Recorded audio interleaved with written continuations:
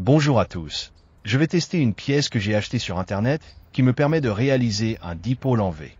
De plus, j'ai acheté 2 antennes télescopiques de 5,40 m et je vais voir si je peux fabriquer un dipôle pour la bande des 20 mètres avec cela.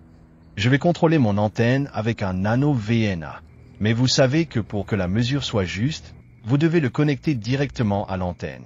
Cependant, il existe aussi une autre possibilité. Celle de le connecter au câble coaxial, et puis de le calibrer en mettant les terminaisons à l'extrémité du câble. Ainsi, le nano VNA pensera qu'il est directement connecté à l'antenne. C'est génial, non? La première chose à faire est de définir la gamme de fréquences que vous allez analyser, ici de 13 à 15 MHz. Vous pouvez régler 3 marqueurs, sur 13, 14 et 15 MHz pour simplifier la vision. Ensuite, vous allez lancer l'assistant de calibration, comme il est toujours nécessaire de le faire avant chaque mesure.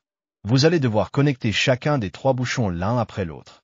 Et entre chaque étape, vous devrez bien sûr aller au bout du câble coaxial pour changer la terminaison. L'ordre de connexion est le suivant: court-circuit, ouvert et charge de 50 ohms. À la fin, votre nano VNA sera parfaitement calibré.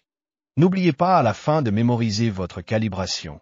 Ainsi, vous pourrez la réutiliser si vous mesurez la même gamme de fréquences avec la même section de votre câble coaxial. Vous gagnerez ainsi un temps précieux pour la prochaine fois. Lançons maintenant notre analyse avec le nano VNA afin de voir ce que nous allons obtenir. Certes, je vois bien que l'antenne est légèrement trop longue, que je pourrais sans doute un peu améliorer cela, mais que pour rien ne vous cacher, je pratique essentiellement la CW, ou autrement dit le code Morse. Et le code Morse, sur la bande des 20 mètres, se trouve tout en bas de la bande, entre 14.0 MHz jusqu'à environ 14.06 MHz, donc m'en sortir avec un taux d'onde stationnaire à 1.3 me convient parfaitement.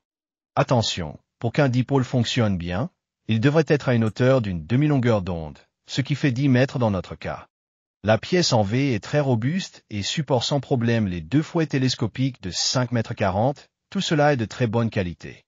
Pour ces 3 pièces, j'ai payé environ 70 $, ce qui est un prix très raisonnable pour les performances de cette antenne. Toutefois, notre antenne a un bonus supplémentaire.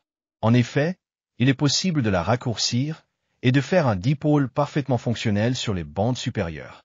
Soit le 18 MHz, le 21 MHz, le 24 MHz et le 28 MHz, il faudra juste la régler une fois pour toutes avec votre nano VNA et noter les différentes mesures pour les prochaines fois.